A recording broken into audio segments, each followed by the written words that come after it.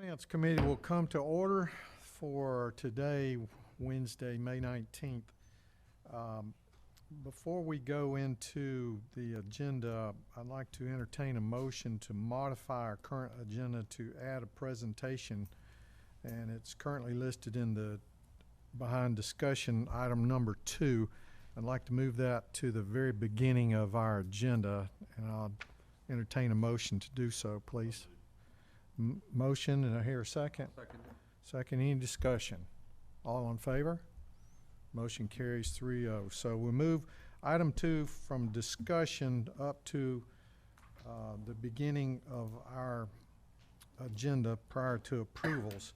So with that, we'll go right into the Davenport presentation. And I did, and we all raised our hands. Public comment. We don't have public comment. Okay, so Andrew, I'll turn it over to you to introduce Yes, this sir. section. Virtually today, we have Mr. Doug Gephart with Davenport and Company. They are a financial advisor. They're presenting an opportunity for a bond issue, a structured bond issue for replacement of the SPLOST revenue that from the failed SPLOST referendum that will potentially allow us to use the existing debt service structure we have and the way the debt is structured without having to increase our debt service payments to fund this potential bond issue. So they're going to provide a brief overview of the case they've presented as well as what the process would be and allow for any questions from commissioners at the end. And with that, I'll turn it over to Doug. Thank you, Andrew, for the introduction. Again, Doug Gephart with Davenport. Pleasure to be in front of you this afternoon. Again, wish I could be there in person, but we are actually up at the GC CMA conference in Augusta, our first in-person conference in over a year, and had the privilege of seeing the city manager and the acting county manager and said hello to them at the conference.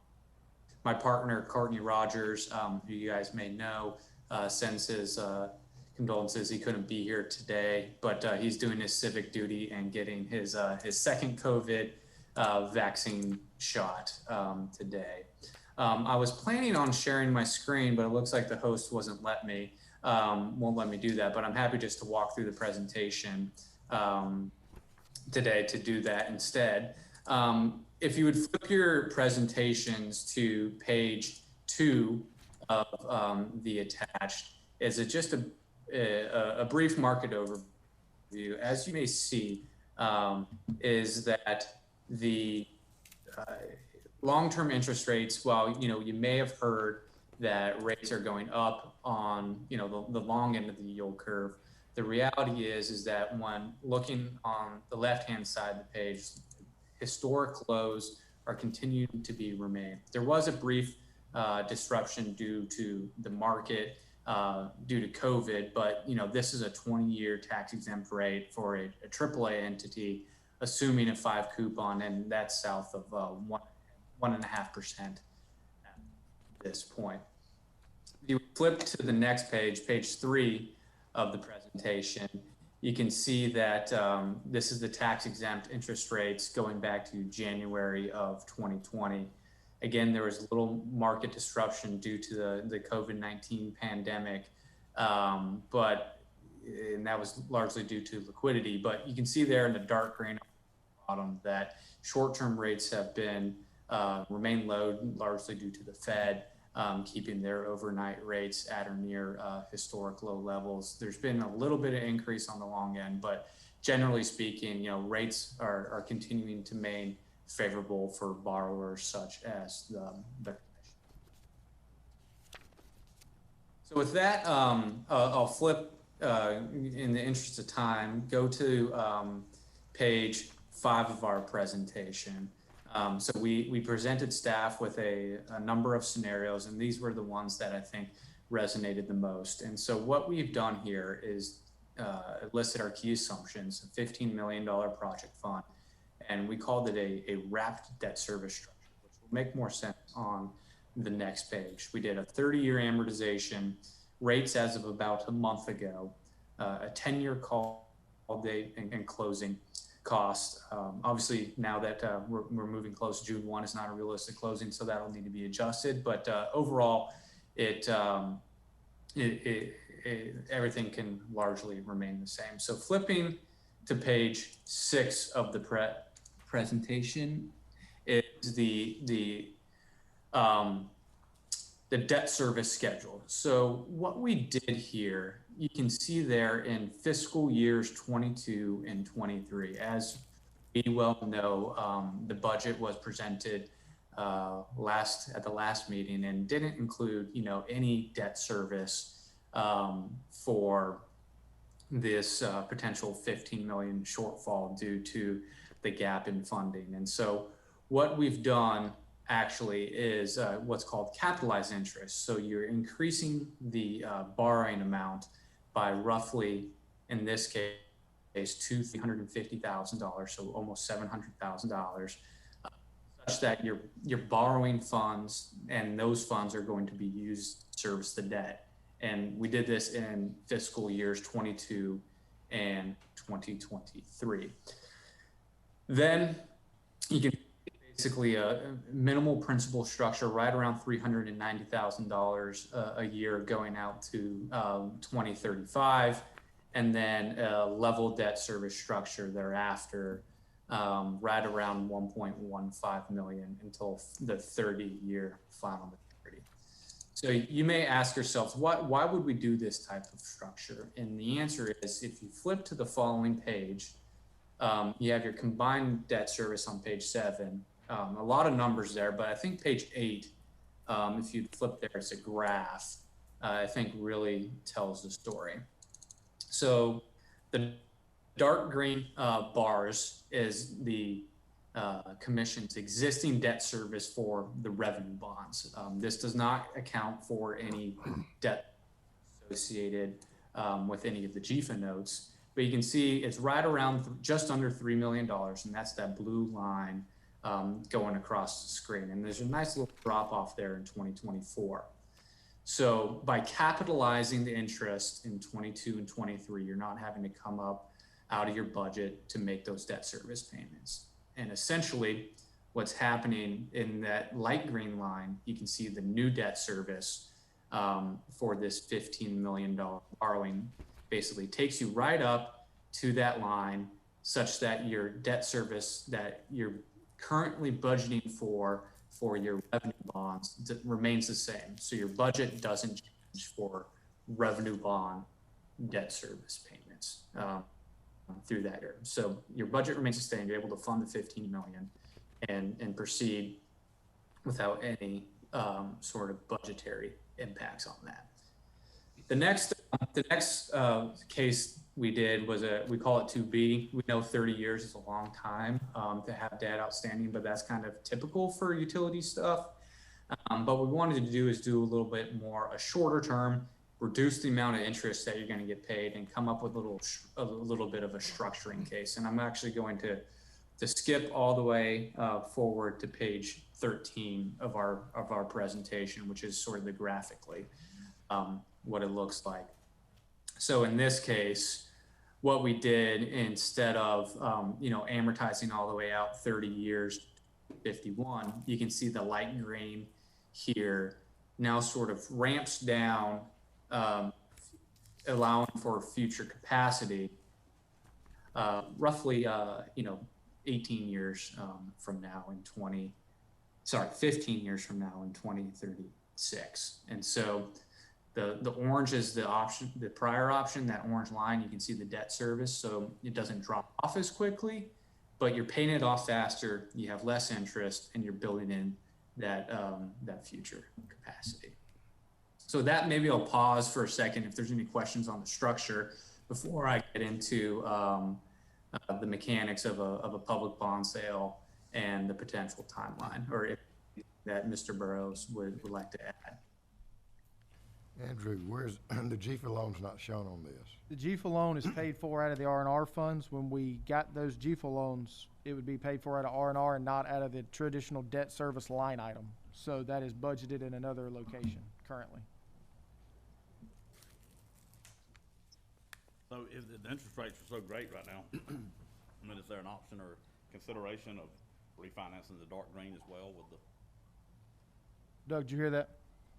The question about refinancing, yes, I think I heard that properly. So when we issued the last bond deal, so going back to the Tax Act of 2017, in tax cuts, President Trump eliminated, and it's part of the reason that we enacted the refinancing so quickly when we did back in 2017, is they eliminated the ability to advance refund bonds using tax exempt proceeds. So an advance refunding is something that's done more than 90 days from the call date of the bonds or the redemption date of the bonds. And so the redemption period that these current bonds have is June 1 of 2022 is the first call date that we're able to refinance. And so in order to refinance using tax exempt bonds, the earliest we could close is plus or minus right around March 1 of 2022. We have the ability to go quicker than that today, but it would have to be using taxable bonds. And we took a look at that, and we didn't think it really made sense to proceed moving forward based upon the current interest rate environment with the refinancing using taxable bonds. What's the interest rate on those existing bonds? The existing bonds is 2.90%. And what's the new interest rate? The new interest rate is What's the what? proposed, what would be the interest on the proposed? Yep, so it's just north of 2%. So 2.25%, I think, is right around the range that we were looking at. So the 2.9, that's all in true interest cost, including fees and everything? Or That- 2.9 just that would- straight APR? Yeah, so the 2.9 was the interest rate on the old bonds. The new bonds, the all-in cost would be right around that 2 to 2.25% range, 2.25.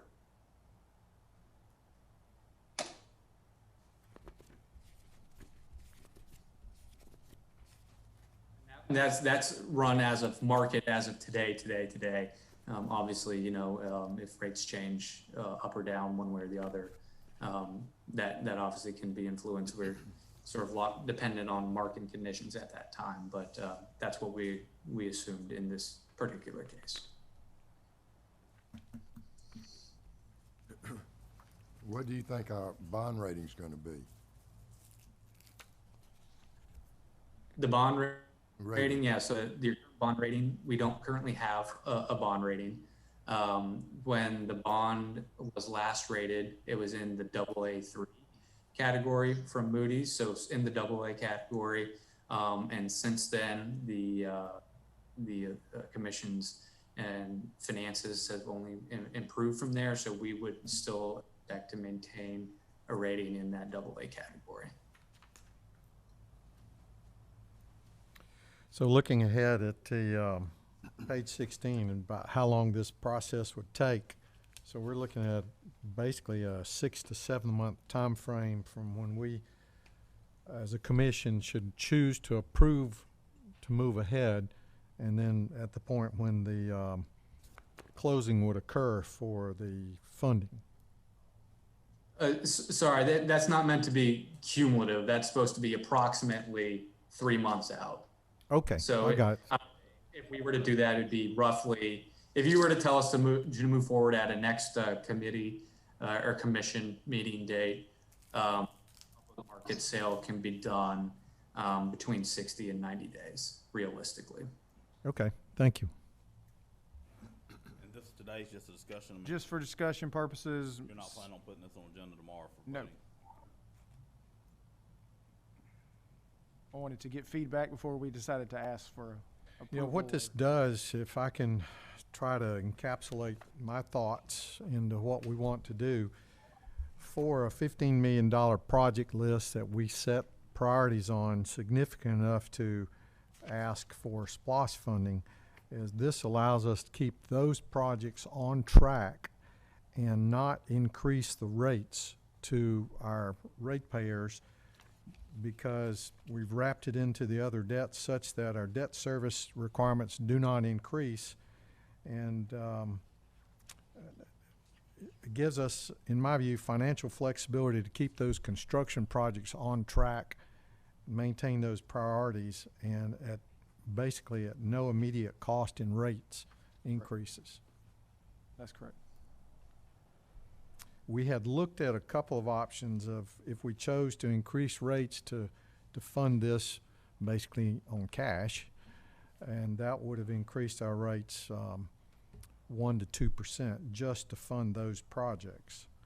And this way, while it moves the debt further out, our total funded debt in bonds, it doesn't increase the rates relative to that $15 million capital project list. Correct. Just very high level, what are those projects again?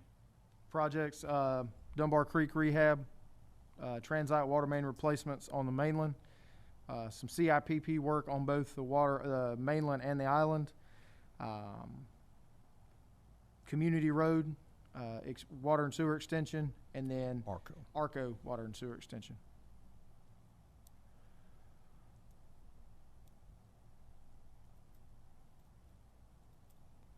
I think when we discussed this last month, we talked about, was it $10 million, not rather than 15? It was, when we were, Over a 10-year period? it was a 15-year, $10 million GFA option. Okay, GFA would not allow us to structure it like this. right, yeah. And so to maintain any proposed rate adjustment at 1 to 2% level, 10 million would have been all we would have been able to do. So that was where that number was pulled from. And that was with a small rate increase, but a much shorter financing time. Right. Right. This way, we have an option for 22 years or 30 years. 30 years seems like extraordinarily long period of time to me. I agree. Considering that we were, if we had gotten the SPLOST passed, we would have no debt. Right. We would have gotten $15 million in 3 years and done our project, so. And of course, doing this doesn't necessarily mean that in the future, we may have to raise rates also. Correct. Specific to this $15 million capital project, we would not have to increase rates. We use a different funding method, which is considering this bond. And the bond is the least impactful to our customer base because there would be no increase in rates specific to this. Now, while rates may need to be adjusted for other reasons, it would not be due to this capital project list. And I would favor, myself, would be this option 2B where we pay off the debt much quicker. We accelerate it. As our other debt sunsets out in 2035, then we just accelerate the payments and retire the debt, which gives us more flexibility later because we'll have more needs as they come up. And of course, there is maybe another SPLOST that may pass. And That's right, and what that will do will help other capital needs that we have. In our 20-year plan, we are blessed with a lot of opportunity. And it's very, very capital intensive, so it's not like, oh, if we do this $15 million in a bond issue, we won't have a need should there be some other funding instrument. That's not true at all. We could very likely have this going on over the next several years, 3 to 5 years to do these projects, but we still have other needs as well defined by our 20-year plan. You know, I think the differentiation here is that these are projects that are necessary. They're not casual or anything. They're identified issues that need to be done for the benefit of our customers in the system. So it's not really like kicking the can down the road. We're doing things that need to be done. We need to get the funding for it, and I think that I would agree with you. I think the shorter period of time would be the better way to do it, rather than accelerate it out over 30 years.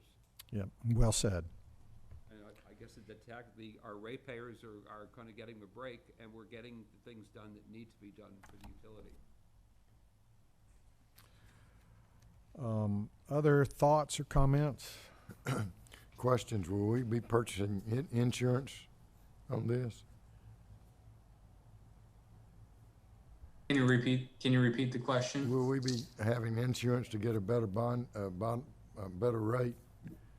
Yeah, so we, right now, there's really only two, so back when pre-2008, 2009, the bond insurers carried a AAA rating. Right now, there's only two insurers that have investment grade ratings, and they're right at the AA level. So we're really not seeing, based upon what we're estimating your rating to come out at, any benefit to getting bond insurance, because you'd be paying basically to have essentially the same rating. Okay. You wouldn't be getting the AAA that they had back in the pre-recession. And say if it was closed on October, then we would have the funds right then to start spending, right? We would have the funds as soon as the loan's closed, or bonds are closed, right? Funding availability versus bond closing date. Funding availability, so I'm not sure I'm understanding your question. Well, When- when would the cash be available When after when we could we start close? spending for projects? Yeah, at closing, so 60 Okay. to 90 days, we'll have money in the bank, ready to spend. And how long do we have to spend it? You have a general expectation to spend it within a 3-year time frame. Okay. That would be no problem. Other questions, comments? I just would say we ran an additional case that we didn't think it was palatable, but if you wanted to look at shorter, maybe an interim financing note, but happy to explain further. But staff has that as another potential option needed, where we could potentially use, borrow in the short term, capitalize it, and use potential future SPLOST to pay that off. But obviously, you're putting yourselves at risk. You're relying on something that didn't pass originally. So just letting you know that we looked at a series of options.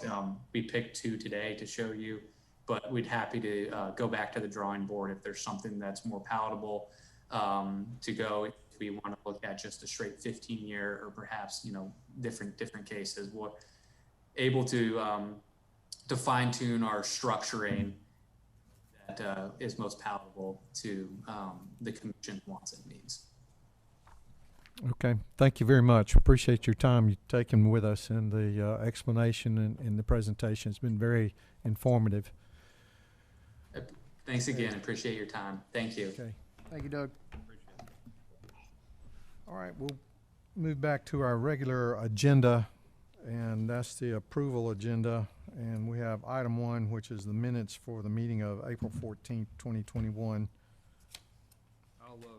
I'll move that we approve the minutes as presented. I'll second. Moving a second, discussion, comments?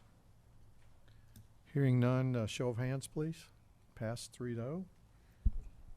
Item 2 is the total compensation study contract award. Andrew? Yes, sir. In the past, we've done multiple compensation studies, but they have focused strictly on pay plans with no emphasis on the benefits provided. We wish to review the existing pay plan as well as the value of the benefits provided to our staff to ensure internal and external equity among our different job classifications and remain competitive in the recruitment of staff members.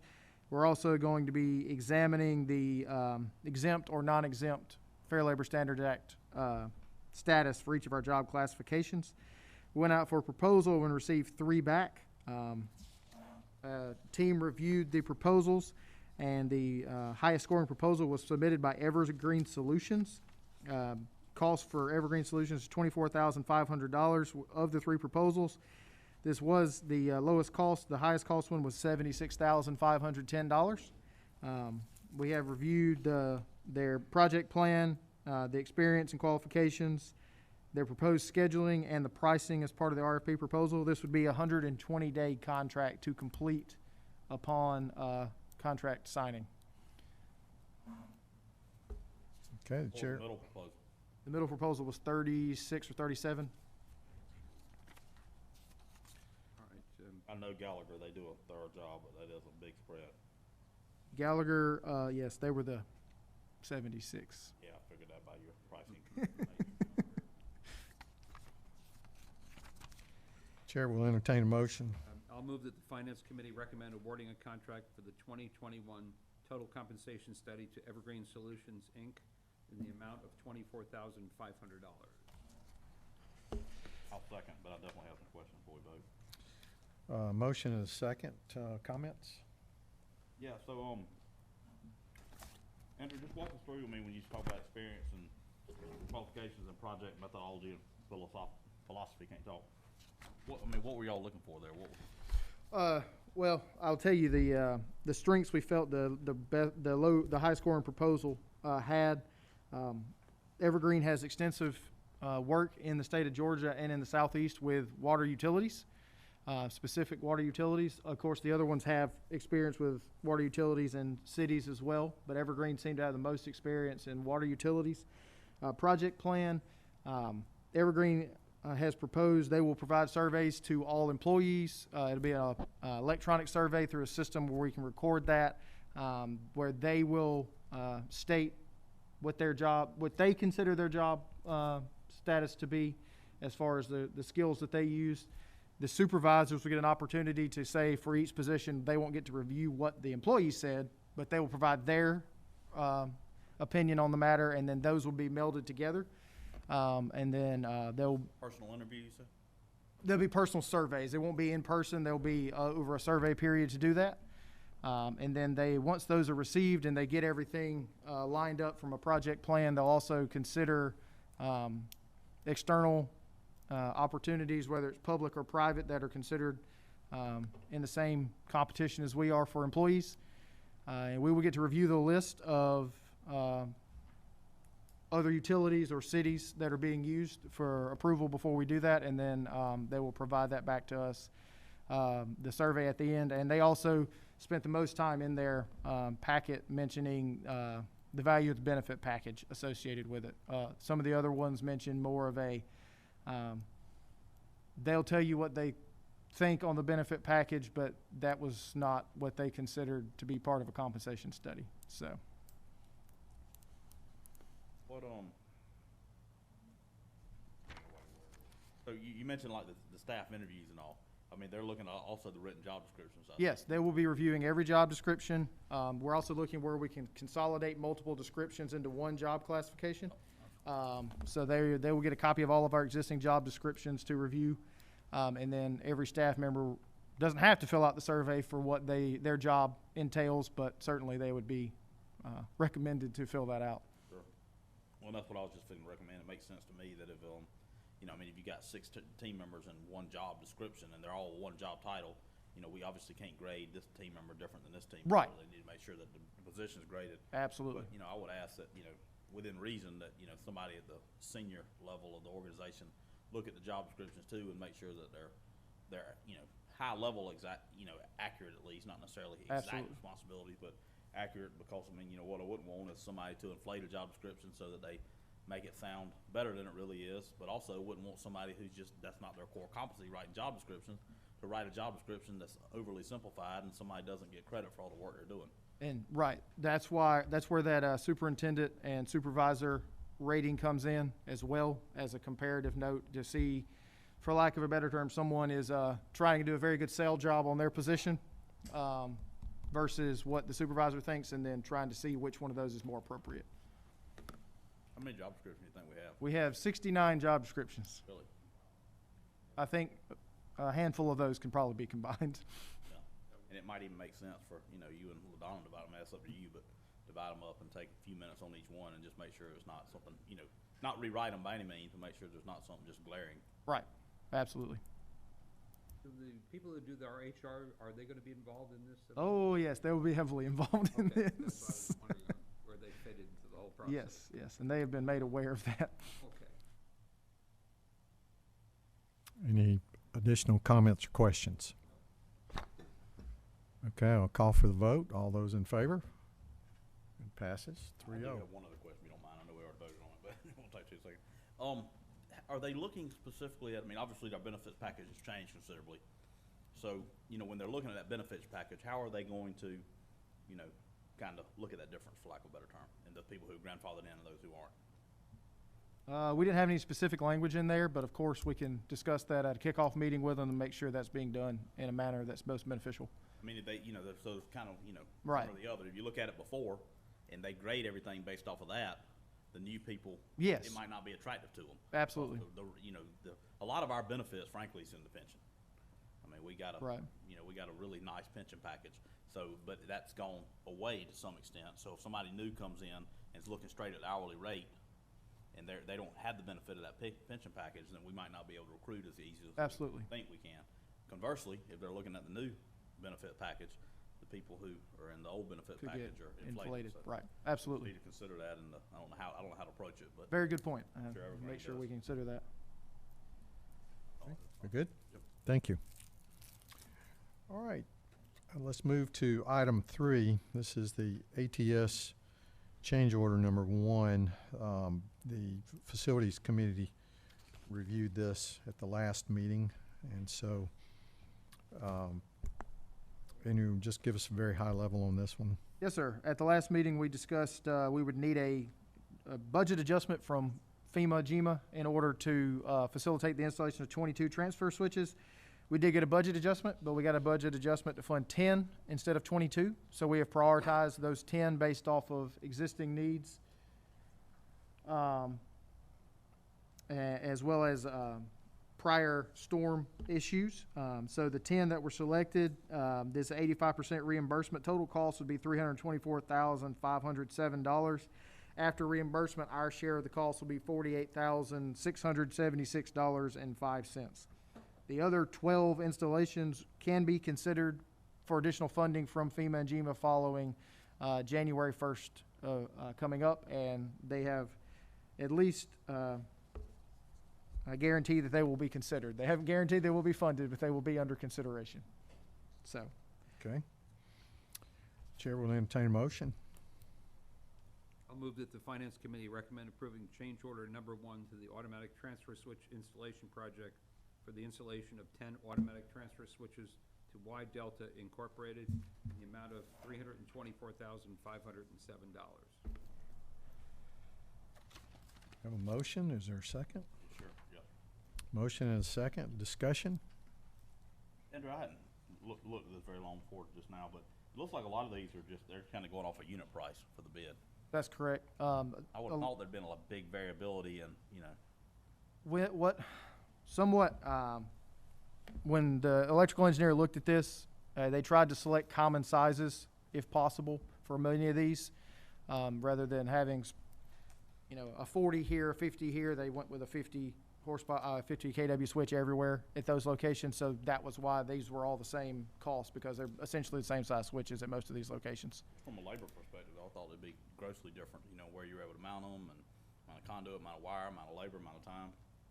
A lot of our sites are set up pretty similarly. So, not knowing how the contractor structured their bid, they may have had some differences and just decided to smooth it out over all the install Well, and that's sites. exactly where I was headed. If they smoothed it out, do we know, I mean, did we reach back out to them? Yes.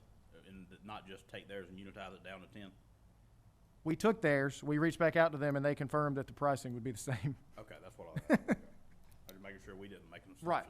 that it Right. And we did was confirm, linear. this was said at the Facilities Committee, we did confirm that with the 10, they were still low bid compared to the other 2 bidders that we received. And then, I mean, it sounds like January 2022, we'll have a chance to review this again, but it might be worth looking at what it would, you know, if we were gonna continue with this anyhow without funding, what it would do, just do manual transfer Right. switch on those as well. Right. Absolutely. Other comments? Motion and second, I'll call for the vote. All those in favor? Passes 3-0. Thank you.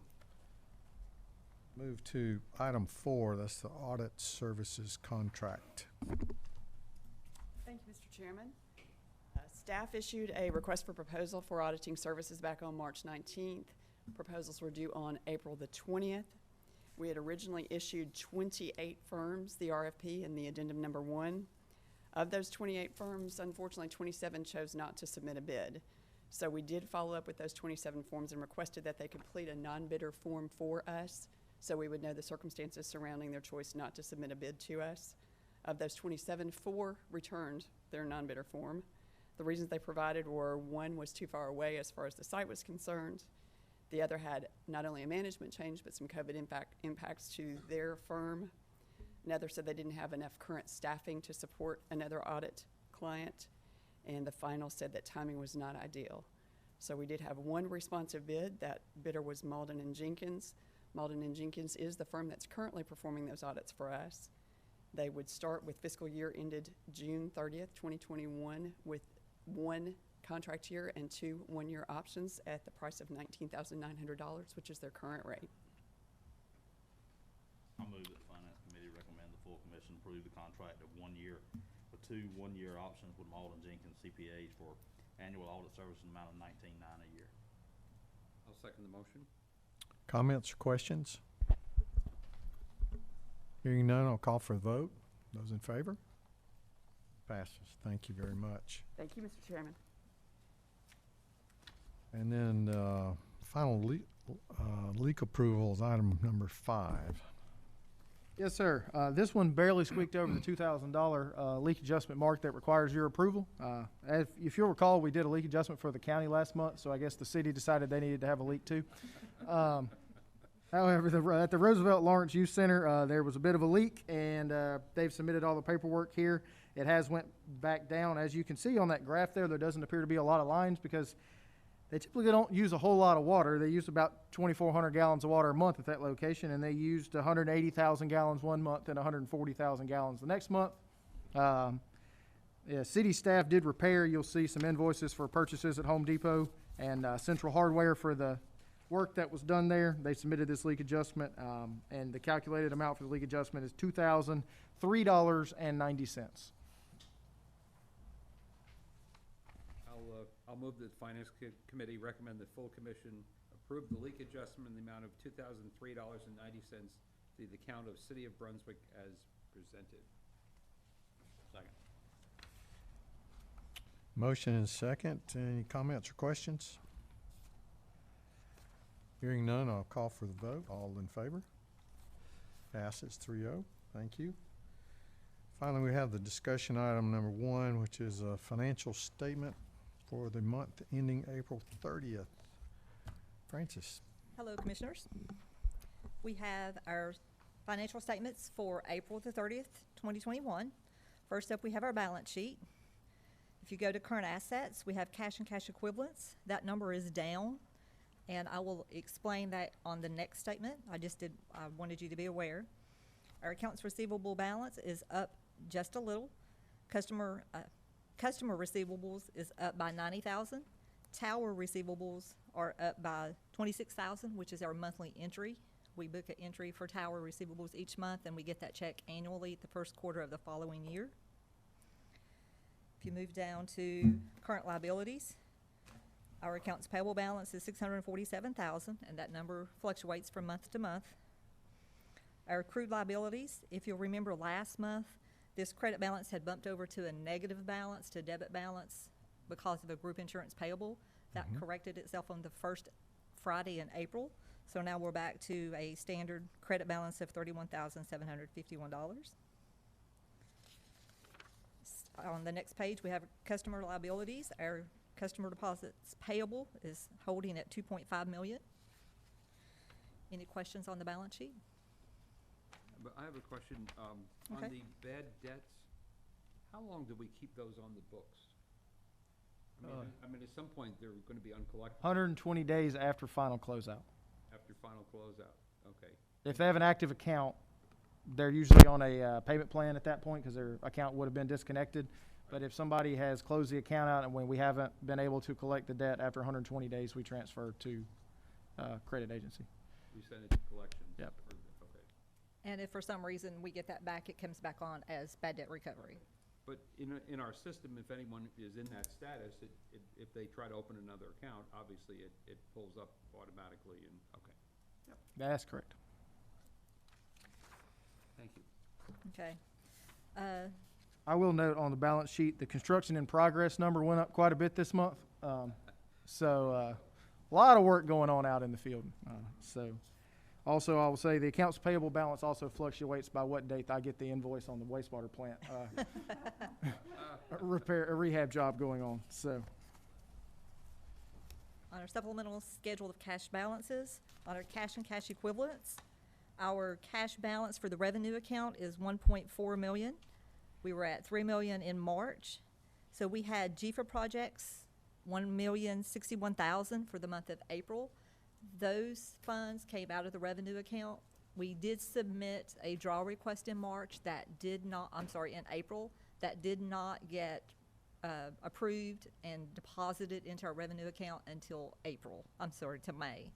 So that number will come back up. It will fluctuate depending on when we pay the GFA expenses and then when we get our funds from the draw request. The general checkings account was $685,800 in March. It's down to $91,000, which is the normal balance. The rest of it is just normal operations. I will mention on the elective reserve accounts that we do fund the capital, the R&R, and the group insurance monthly, so that always plays a part into that balancing out at the end of the month. The capital reserve is funded $25,000 a month. R&R is $567,000, thank you, $500, and group insurance is $86,600 a month. Any questions on that statement? Okay. Summary revenue. We are holding at under budget for our net operating revenue at $1,679,000. It's kind of been around that number the past couple of months. We are still under budget of the projected for revenues. And again, water and sewer, and of course, interest income. We're not getting the movement we thought we would. Well, COVID is affecting that. The other income has offset that a little, and other income includes septic, service fees, operational tap fees, and that bad debt recovery we were talking about earlier. I will mention at the bottom, under our capital improvement fees, we have collected $1,561,860 so far this year in capital tap fees. That is water and sewer for all districts. Any questions? Continue. Expenses? Capital improvement fees are covering the loss in revenue, is that right? Excuse me? The increase in capital improvement fees are covering the cost of the sewer and water revenue. You can look at it that way, but they're used for different expenses. Yes. Yeah, the color of money's different. Right. Yes. Expenses by division. Again, I could almost hit the record button from last month. We are under budget. Again, for our expenses, there were some cost-saving processes implemented throughout the year. We have odor control, some biosolids, and of course, education and training and open positions play a factor into that. Any questions? Project report. There has been quite a bit of activity from March 31st to April the 30th. The total amount of increase in activity is 1,830,000. If you notice, we had 2 projects that had been capitalized. We moved 2 more down to the bottom.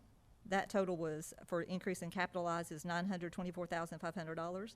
There was a third one that should have been moved, and I missed it. Has already been capitalized. It's actually capitalized this morning. And there may be a couple more, hopefully with the water tank projects, By the end of the 4021 month. getting near the end, the Sea Palms Altama. Hopefully we'll have a handful more capitalized before the end of the fiscal year. Yes.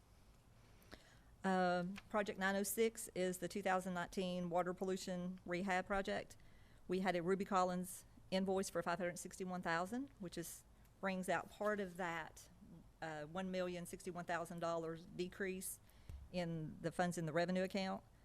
Delta Municipal for the meter replacements, we had a $500,000 around that invoice for that. I will say, ran the numbers last week, we're over 10 million in project spending for the year now.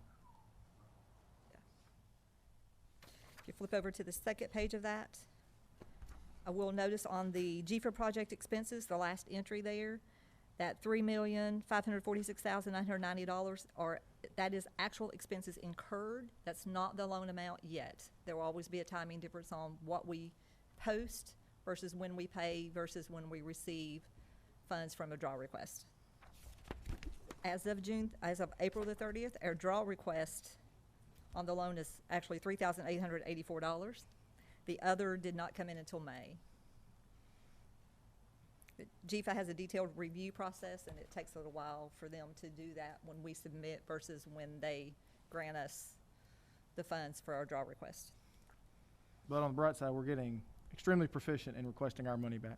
Yes. And the draw request that we got on May 7th was $2,653,184. So that went right back into our revenue account. Any questions? Good. All right, thank you. Thank you, Francis. Any other business to come before the Finance Committee today? No, sir. Commissioners? For me. Okay, thank you. We're adjourned.